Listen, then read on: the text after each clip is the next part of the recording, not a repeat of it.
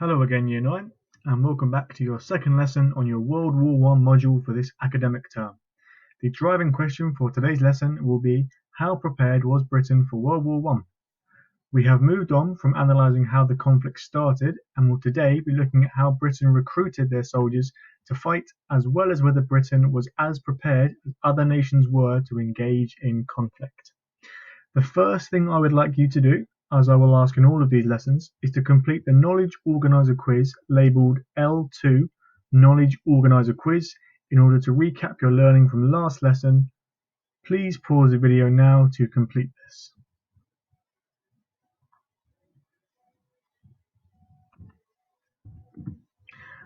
On this remember slide, this will again be recapping learning from last lesson with an extract and some questions I would like you to complete.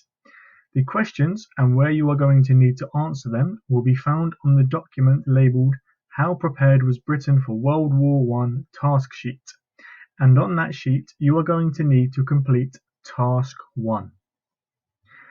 On the 28th of July, Austria-Hungary blames Serbia for killing the Archduke and attacks Serbia.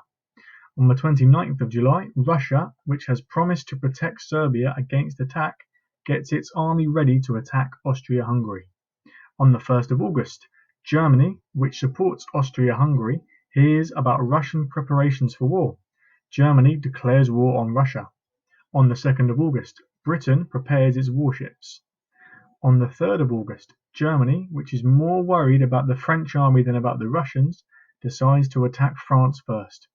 It declares war on France, hoping to defeat the French quickly and then on to face the Russians. On the 2nd of August, Germany asks Belgium to allow German soldiers to march through Belgium to attack France. Belgium says no. Germany marches in anyway 2 days later.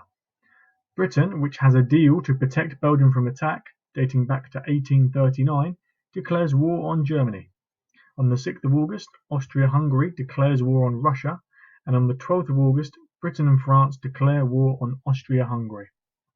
So, I would like you to answer the 4 questions. Why did Austria-Hungary attack Serbia? Why did Russia attack Austria-Hungary? Why did Germany invade Belgium? And why did Britain declare war on Germany? Please pause the video now to answer the questions on the screen.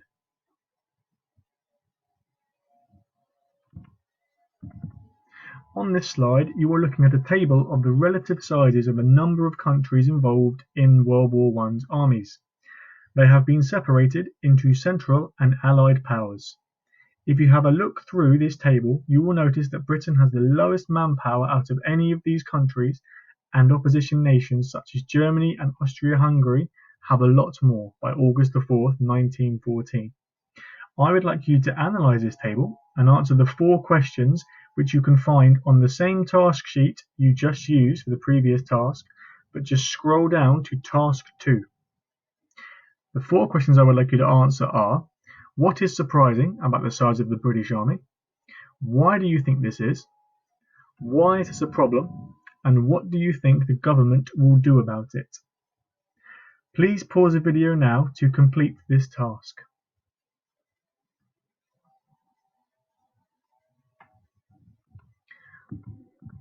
I would now like you to go into the material labelled How Prepared Was Britain for World War I Resources and watch the video labelled Kitchener, Recruitment and Patriotism.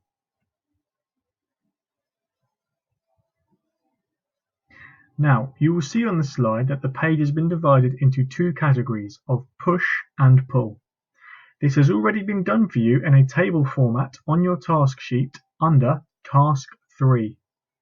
On Task 3, you will see 3 sources and then the table underneath. I will go through each source and your job will be to fill in the table on the task sheet for an example of a push or pull factor that you can see in each. A push factor is a factor that makes people feel that they have to go to war, whereas a pull factor makes people feel that they want to go to war. As we can see in this first source, this father looks quite guilty as he looks straight at us. His daughter is reading a book about the war, so we can imagine this has been set sometime just after World War I has finished. His son is playing with toy soldiers and he is sitting in a comfortable chair. So the main tool used to push men to go and fight in World War I for this source would be using guilt to get them to go. You don't want to be that man that leaves all the other men in the country to sacrifice their lives while you sit at home and get embarrassed by your children for being a coward. This poster is pushing men by guilting them into going, because if they don't, they'll have to live with the guilt of knowing they cowardly let other men die for them for the rest of their lives. So for that first box in your task sheet for push factor, you can briefly summarize what I have said here into that box. And as you can see on the PowerPoint. On this source, we see a number of British fishermen that have been captured by the Hun, which was a nickname given to the Germans, and they were completely humiliated and laughed at. And as you can see, being treated in an uncivilized manner. How the Hun hates. The Huns captured some of our fishermen in the North Sea and took them to Sinalaga. They charged them without a shred of evidence with being mine layers. They ordered them to be punished without a trial. That punishment consisted in shaving all the hair off on one side of the head and face. The Huns then marched their victims through the streets and exposed them to the jeers of the German populace. Okay? So, for the pull category, I want to see if you can explain in that first box what emotions a British person would feel seeing this poster and why they would feel more inclined to join the war effort. Please pause the video now to fill in your table.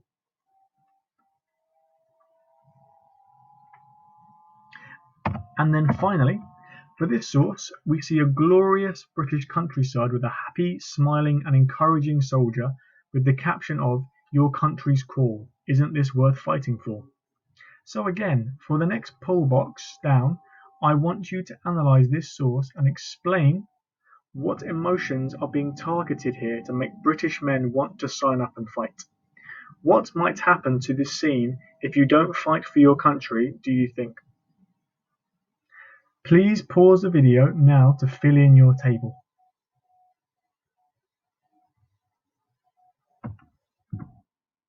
Here I have provided you with some context about how successful the recruitment process was, as in August and September 1914 there was a surge, so an increase in recruiting. After a relatively slow start, there was a sudden surge in recruiting in late August and early September 1914. In all, roughly 500,000 men joined the army between the 4th of August and the 12th of September, including 33,204 on the 3rd of September alone, the highest daily total of the war and more than the average annual, which means yearly, intake in the years immediately before 1914. The Military Service Acts. Though roughly 2.5 million men joined the British Army voluntarily between August 1914 and December 1915, even this enormous total wasn't enough to maintain the BEF, so the British Army, at a strength which would enable it to fight a modern industrialised war involving large conscript armies. As you can see on the right-hand side, BEF stands for British Expeditionary Force, and conscription is where soldiers who are told they have to fight by the government, so they do not have a choice. Declining recruiting totals led to more calls for compulsory, you have to do it, military service throughout 1915. On the 27th of January 1916, the first Military Service Act introduced conscription for single men of military age, this being extended to married men by a second Military Service Act on the 25th of May 1916. You have two questions on the side, so what I would like you to do is to scroll down on your task sheet to task 4 and answer the questions on the sheet. In what way was recruitment successful, and what evidence is there that recruitment was not successful? Please pause the video now to answer these questions.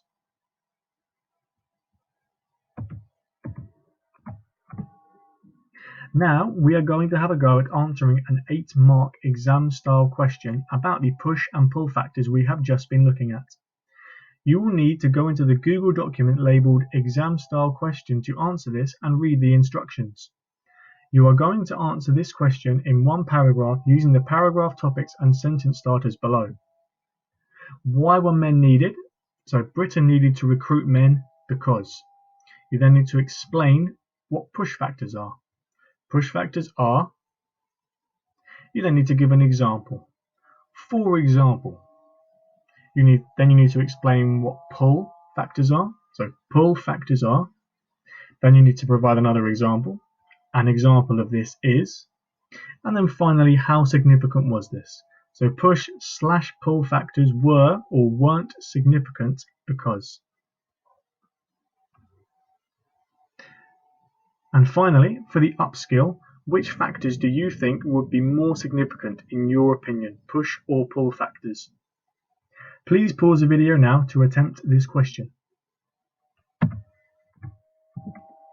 What you're going to need to do now is to watch this video located in How Prepared Was Britain for World War I and called Interview Chelsea Pensioners on Their World War I Service, and answer the questions on your task sheet labelled Task 5. In this interview, a group of Chelsea pensioners at the Royal Hospital are asked about why they joined the army during the First World War. The residents at the Royal Hospital Chelsea, a retirement home and nursing home for former members of the British Army located in Chelsea, London, elaborate on their service, including dealing with fear, their medals, and more. Please pause this video and start the other video and answer the questions on your task sheet.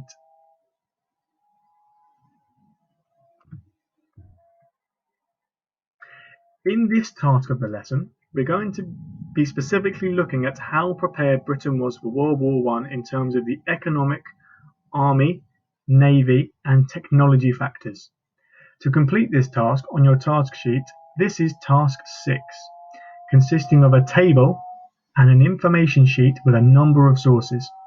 I have already provided you with an example of the type of answer you can include in your table, and I am going to read through the source sheet to make sure you understand what each source is telling you, but it will be your job to decide which category it falls under. So, in source A, you can see a list of a number of countries involved in the First World War and the size of their standing armies. So as you can see, Russia is at the top with 5.9 million, and Great Britain is all the way at the bottom with 975,000. So what you would need to do here is to decide how prepared you think Great Britain was compared to all of those other nations for World War I. Source B. The Allies planned an infantry assault, aided by a huge artillery bombardment. So an infantry assault would be an attack by their soldiers in the army, aided by lots of bombs and lots of shells coming over the top to attack the enemy. This tactic had not been tested by the British on a large-scale battlefield. Dan Snow, BBC History 2018. So it will be your job to firstly decide what category this falls under and whether this suggests that the British forces were prepared for World War I. Source C. Trench warfare was more like a siege and called for siege guns. The German army had already anticipated that a European war might require heavier artillery. Dieter Storrs, Online Encyclopedia of World War I. So again, you will need to decide which category this falls under and whether this suggests that Britain was prepared for World War I or whether another nation was more prepared than they were. Source D. Britain had Europe's first railway in 1825, but some Germans had realised the importance of railways in warfare as early as 1845. Germany was able to transport an army of 750,000 men into Belgium in August 1914. This could not have been done without a modern railway network. So again, decide which category this falls under and decide whether this demonstrates whether Britain was or was not prepared for World War I. Source E. Britain paid the war costs of most of its allies until it ran out of money. Then the US took over, funding those allies and Britain as well. David Stevenson, 2011. So again, you were going to have to decide what category, and you were going to have to decide whether Britain was fully prepared for the entirety of the war, not just the start. In source F, I know it's quite tricky to see, but what this is essentially saying is you have a British plane in the top picture and you have a German plane in the bottom picture. And what it is arguing in this particular source is that the German plane was more successful, it was able to fly for longer, and it had better maneuverability, so it's easier to move than the English plane is. So again, decide which category this falls into and decide whether Britain was more or less prepared than, in this particular example, Germany. In source G, you can see a graph, you can see a bar chart of 5 different nations and the number of warships these nations all had. So again, you need to decide which category this falls into, and you need to decide whether Great Britain was more or less prepared in terms of warships than all of those other nations in that bar chart. Source H. England was still at its zenith, which means best, in 1914. It had a well-educated population, a strong and growing middle class, an expanding industrial base with a growing trade empire, and ample, which means lots of, merchant ships to move it about. Paul Hoss, 2018. So again, have a look at it again, see if you can work out what category it might fall into, and also whether it is arguing whether Britain was or was not prepared. And finally, you've got source I, real GDP, 1870 to 1930. So you have 4 different colours there for Germany, France, United Kingdom and the United States, and it is arguing that Germany has overtaken Britain as the world's second largest economy by 1914. So not as good as the United States, Britain has been overtaken by 1914, so just before the start of World War I. So again, decide which category this falls into, and then you are going to need to decide whether Britain was or was not prepared for World War I. And finally, our last task for today, Year 9, will be to complete an exit ticket, which will be a very brief knowledge quiz to ensure that you have understood some of the key concepts and points from this lesson. This exit ticket can be found in L2 exit ticket and will take the same format to your knowledge organizer quiz. Well, congratulations on making it through today's lesson, Year 9. We really do appreciate the work that a number of you are doing and how patient you have been while your teachers have been getting used to uploading all of your work on here. As usual, if you have any questions, please email your teacher who will reply to you as and when they can. And as always, stay tuned for next week's lesson, which will be on life in the trenches.